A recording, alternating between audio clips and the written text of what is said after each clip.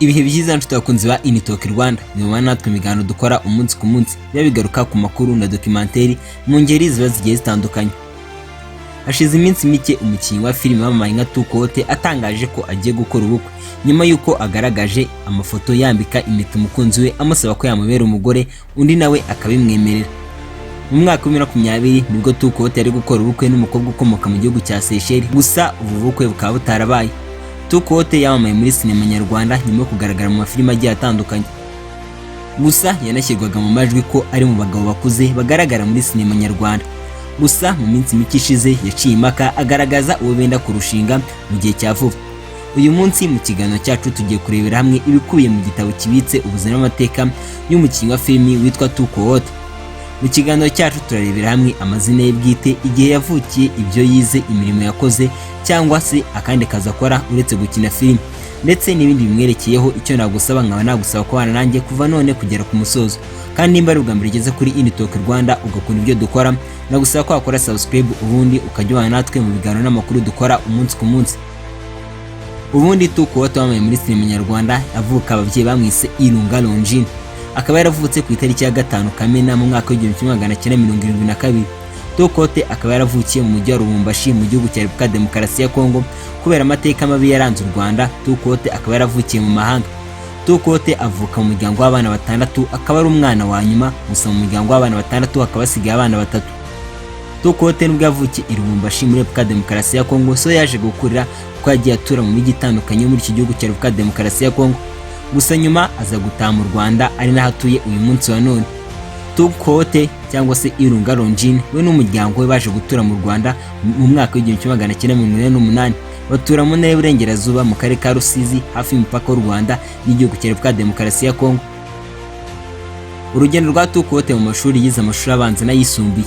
Mu mashuri yisumbuye Tukowote akaba yarize ibijyanye n'amashanyarazi, akomereza muri kaminuza atabashije gusoza kuko ngo yabonaga kaminuza azatinda kuyisoza, nuko ahitamo gukomeza kwihugura mu masomo yari yize mu gihe gito cyangwa se bizwi nka short course.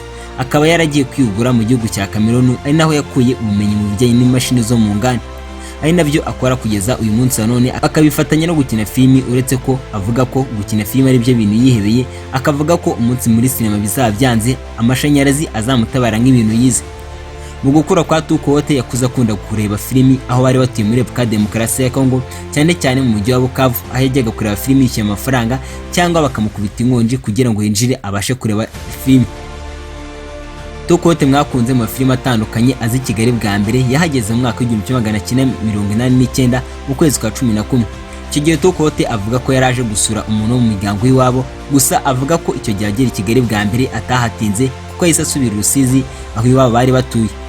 Mu kiganiro yagiranye n'ikinyamakuru Ugiye, Tukowote yavuze ko yinjiye muri sinema mu mwaka wa 2008 ndetse akaba ari nabwo yatangiye gutura mu mujyi wa Kigali, ndetse akavuga ko yifashijwemo n'umunyamakuru akoraga ku Isango Star bita Innocent. Nyuma yuko uyu munyamakuru yaravuze ko umuntu umva yabasha gukina filimi yamamagara bakavugana. Icyo gihe Tukowote avuga ko yari arimo yumvira radio Isango Star, maze nyuma yuko uwo munyamakuru atanze nimero ze nibwo Tukowote yamuhamagaye amubwira ko yabasha gukina filimi. Tukowote akomeza avuga ko icyo gihe Innocent yamubwiye ko bahura kwa Rubangura, maze akomeza avuga ko nyuma yo guhura kwa Rubangura bajyanye muri City Plaza kumuhuza na producer yita Kamoso. Icyo gihe Tukowote avuga ko byahuye n'umuntu bashakaga gukinisha muri filimi yabo. Filimi ya mbere Tukowote yakinnye bakaba bayita Igitambo. Iyo filimi Tukowote avuga ko bamuhembaga amafaranga 6,000 gusa. Nyuma nibwo yaje gukomeza muri filimi zitandukanye zirimo Vanessa, Inkoni y'Imana, Ndi Umukristo, Bamenya, Agaca, Stimade, Serwakira, Rurahiye, Ubungo Series, Karani Ngufu ndetse n'izindi zigiye zitandukanye mugenda mumubonamo. Mu mwaka wa 2008 Tukowote nibwo yagaragaye muri filimi mpuzamahanga yita Operation Turquoise. Tukowote uyu munsi wa none amaze gukina muri filimi zirenga 160. Tukowote cyangwa se Rwandan avuga ko mbere yo gukora umwuga wa sinema yakoze indi mirimo igiye itandukanye hano mu gihugu cy'u Rwanda ndetse no hanze y'u Rwanda. Kuva mu mwaka wa 1999 kugeza mu mwaka wa 2022 Tukowote yakoraga muri Caritas Rwanda. Nyuma yo kuva muri Caritas Rwanda, Tukowote akaba yaragiye gukora iminara no kuyestara nk'umuntu wari yarabyize. Tukowote yakoze kandi muri kampani ya Atraco, kampani yatwaraga abantu n'ibintu. Tukowote akaba ari we wari ukuriye igice cya zone ya Muhanga aho yari ashinzwe kubika amafaranga. Si ibyo gusa kandi yakoze kuko yagiye no gukora mu gihugu cy'u Burundi, aho yakoze mu bwato bwatwaraga abantu mu kiyaga cya Tanganyika nk'umuntu wari ukwiye abakata amatike. Gusa avuga ko mu mwaka wa 2008 aribwo yagarutse mu Rwanda, ari nabwo yahitaga atangira umwuga wa sinema. Tukowote avuga ko gukina filimi ari ibintu yakuze akunda kandi ko bimubamo, dore ko abihuza no gukora akazi ke kandi neza.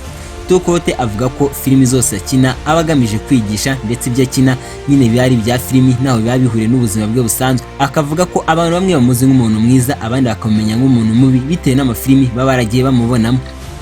Tukowote avuga ko filimi yakinye ikamwubakira kariyeri ari filimi bita Ndi Umukristo, no filimi ya Menya series akaba ariyo filimi yatumye abantu benshi bamumenya.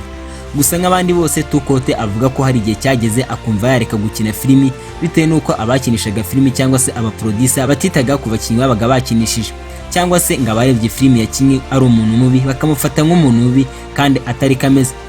Tukowote avuga ko yatangiye gukina filimi ahembwa amafaranga 6,000 kuri filimi ya mbere yakinye. Gusa avuga ko filimi ya kabiri bamembaga amafaranga 10,000, iya gatatu bakamuha 15,000 ku munsi. Avuga ko kandi byakomeje kugenda bizamuka kugeza ageze ku 200,000, none ubu akaba asigaye asinya kontara y'amafaranga arenga miliyoni. Ibi akaba ari ibintu avuga ko yishimira cyane mu mwuga wo gukina filimi. Mu tuntu n'utundi, Tukowote ni umukunzi wa siporo, aho mu Rwanda afana ikipe ya Rayon Sport, akamufana ukomeye w'ikipe y'igihugu ya Cameroon muri Afurika, naho ku mugabane w'Uburayi akafana igihugu cya Portugal ndetse na Brazil muri Amerika y'Amajyepfo. Mu Bwongereza afana ikipe ya Chelsea Football Club. Tukowote ari mu bantu bakunze gushinjwa kwanga gushaka kandi akuze. Gusa mu mwaka wa 2020 yavuze ko yari afite ubukwe, gusa bikaza kurangira butabaye. Gusa mu minsi mike ishize nibwo Tukowote yambitse impeta umukunzi we bitegura kubana, nubwo atigeze atangaza amazina ye. Gusa ku itariki ya 14 z'ukwezi kwa Gashyantare uno mwaka wa 2026 nibwo abakurikirana imbuga nkoranyambaga bamenye amazina y'umukobwa yari yambitse impeta bitegura kurushinga. Tukowote avuga indimi zitandukanye kandi akazivuga neza. Izo ndimi ni Ikinyarwanda, Icyongereza, Igifaransa, Iringara, Igiswahili ndetse n'Ikirundi. Ngibyo bike bikuye mu gitabo kirimo ubuzima n'amateka ya Irunga Longin wamamaye nka Tukowote muri sinema nyarwanda twabashije kubakusanyiriza. Reka ngushimire wowe wabanye nanjye kuva ku munota mbere kugera kwa nyuma. Kandi niba rugamba bigeze kuri Talk Rwanda ugakunda ibyo dukora, nagusaba ko wakora subscribe ubundi ukajya natwe mu biganiro n'amakuru tubakorera umunsi ku munsi. Reka nkubwire ngo ikigomba kumenya kandi ukazirikana nuko twifuriza kugira ibihe byiza mu byo ukora byose.